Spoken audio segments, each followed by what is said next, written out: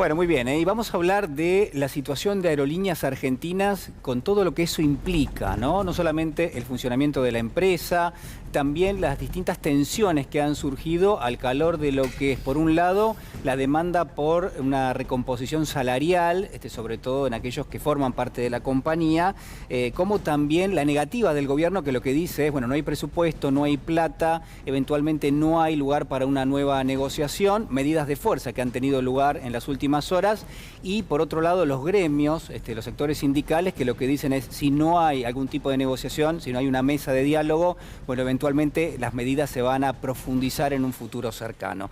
Por eso estamos aquí en nuestros estudios con Nahuel Altieri, es abogado, es profesor de Derecho de la Universidad de Buenos Aires y nos va a ayudar a comprender, bueno, qué es lo que está pasando en Aerolíneas.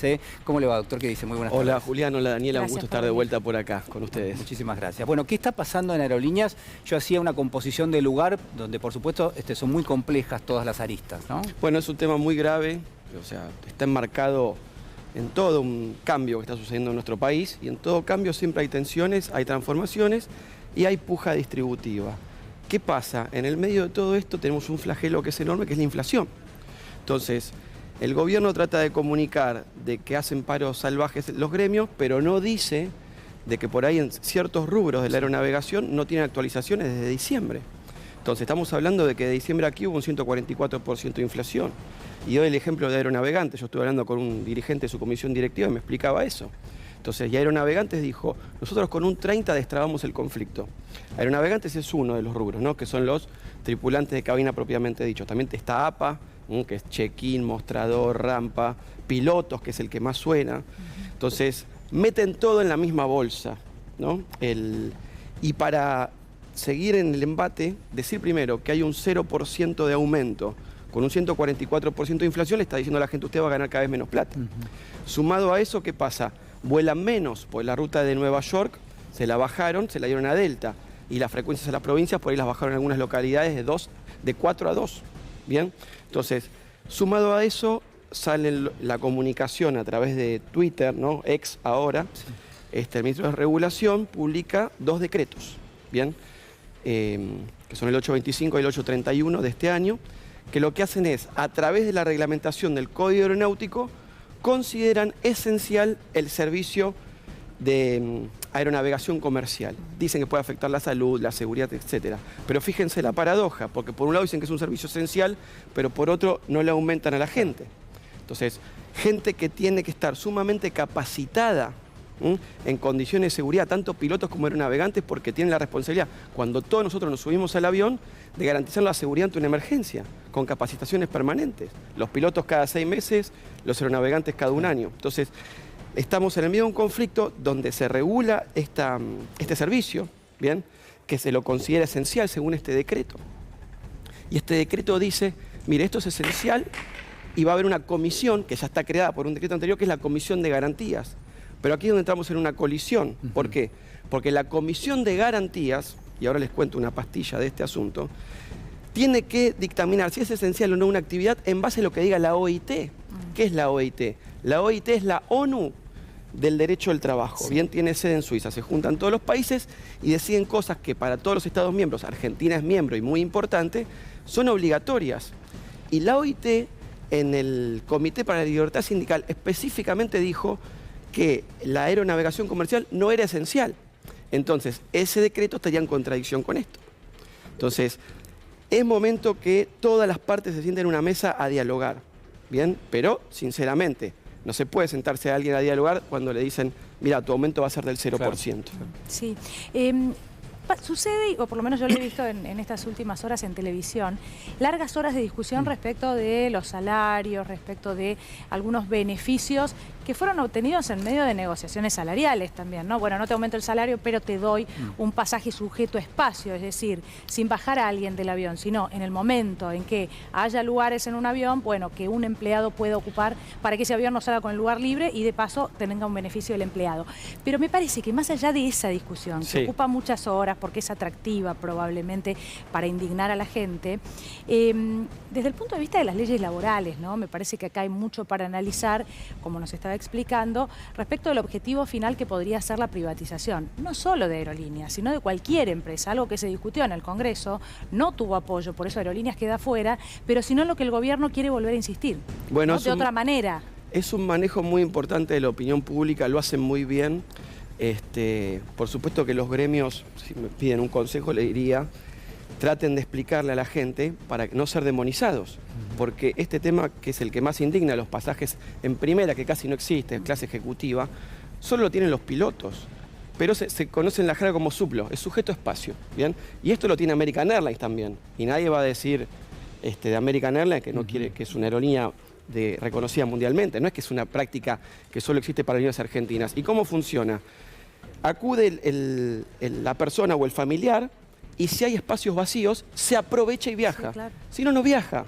Entonces no es que tienen un beneficio que dicen, no, bueno, como están los empleados, viajan primero y bajan a los que pagaron business. Sí, eso no existe. No, por eso digo que incluso yo he visto estas semanas, se miente respecto de eso en televisión, sin explicárselo bien a la gente, pero con el objetivo, como usted decía, de demonizar. ¿Para qué? Para después, de alguna manera, bueno, Aerolíneas ya fue privatizada, ¿no? En su momento, y probablemente no todos los argentinos sepan en qué estado. Sí. De hecho, se vendió por €1.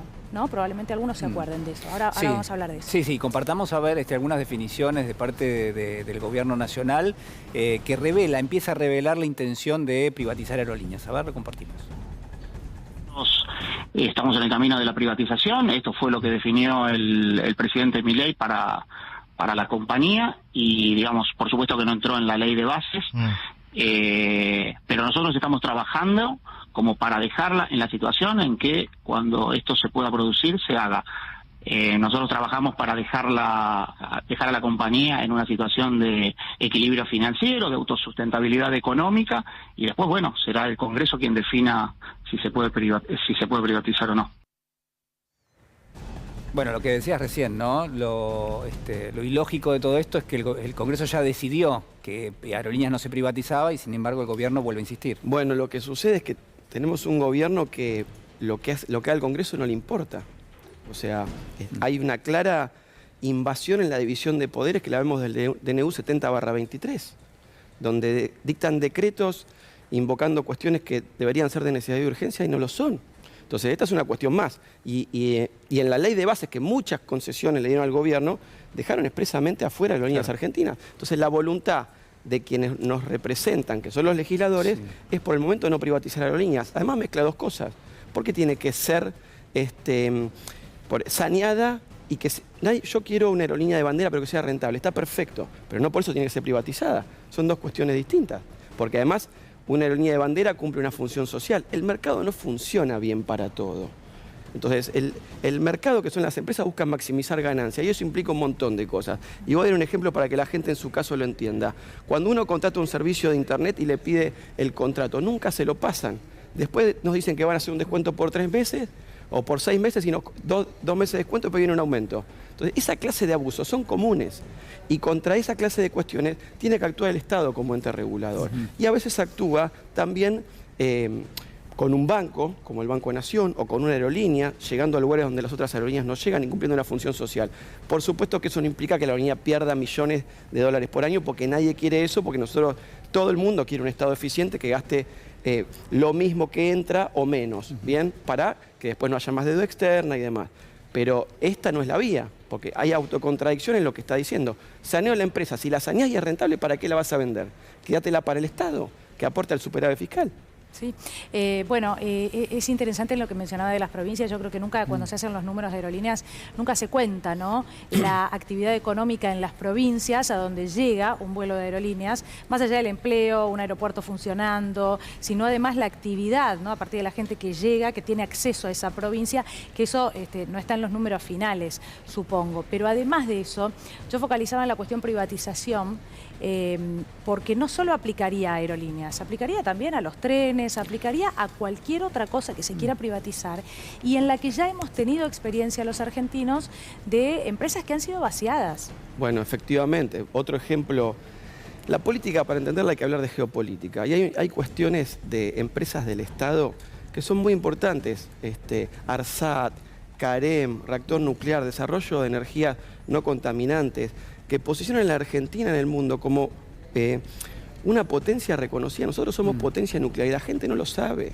Entonces eso tiene que ser orgullo para nosotros. O el lanzamiento de satélites al exterior. Sí. Y son empresas estatales que funcionan perfecto. No hay por qué, no todo lo que es estatal es malo. La universidad pública, que ahora está siendo atacada también. Bueno, y son todas cuestiones, perdón que me meta ahí, porque cuando uno piensa en todo eso, que tiene una gravitación muy fuerte en términos de geoestrategia para nuestro país, en términos económicos, cuando uno mira los presupuestos, son marginales con respecto a lo que es el gasto público. Digo, es importante esto, porque ni aerolíneas, ni el CAREM, ni el sector nuclear en la Argentina le generan un gasto exorbitante al gobierno, sino todo lo contrario, justamente, ¿no? No, y los beneficios que mencionaba Daniela, sí, que no son solo los del balance, que van mucho más allá. Claro. No obstante eso, nosotros, Argentina ha vendido reactores nucleares por el mundo. Ejemplo, Egipto. Sí, sí, sí. Entonces, son cosas que no se dan porque existe una ola privatizadora que dice que todo lo del Estado es malo. Ni todo lo del Estado es malo, ni todo lo del mercado es bueno. ¿Bien? Ni todo lo del mercado es bueno. Ejemplos de empresas fraudulentas existen en todo el mundo. Caída de bancos gigantescos por especulación, los más grandes del mundo han caído. Lehman Brothers, Barclays, el Credit Suisse, Enron, que falsificaba balances. O sea, y eran todas entidades privadas. Y eso, cuando se enaltece tanto al mercado, no lo mencionan. Altieri, le pregunto esto por último, porque sí, además nosotros en la Argentina hemos tenido una experiencia también de lo que fue el gobierno de Macri respecto de una intención de que haya una política de cielos abiertos, de que ingresaran las compañías low cost, ¿no? Todo a través de una demonización también muy grande, como decíamos, de aerolíneas. Y yo recuerdo que la experiencia lo que dejó en los últimos años, era pandemia, post-pandemia, fue un tendal de trabajadores, por ejemplo, de LAN, despedidos, empresas que rápidamente levantaron todo y se fueron, ¿no? Cuando llegó una pandemia, cuando algo no funcionaba. También hay una realidad detrás de eso, pero a lo que quiero ir es a que nosotros ya vivimos, ¿no? Un intento. Sí, hay algo peor que eso. A ver, que existan otras empresas y que haya competencia no es malo per se. Lo que sucede es que a veces las empresas hacen prácticas desleales, por ejemplo, lo que se conoce como dumping en otros sectores, que es vender muchos pasajes por debajo del costo. Funden a la que está y cuando se va, suben los precios por arriba y ejercen posición dominante. Los monopolios son malos. Entonces, reitero, que existe una empresa estatal rentable y eficiente, ¿bien? Que funcione, sirve para los usuarios también. Bien. Nadie habla de ser rehenes del monopolio estatal, que existan las otras, pero que dejen aerolíneas competir en igualdad de condiciones. Y esto implica que sus trabajadores, que son gente sumamente capacitada, que son ejemplo en el mundo, que la aerolínea era un ejemplo en el mundo, que tenía inmuebles en los mejores lugares del mundo, no sea financiada a propósito para mostrarla como que es mala para después venderla. Altieri, muchísimas gracias por haber venido al diario. No, por favor, gracias a ustedes.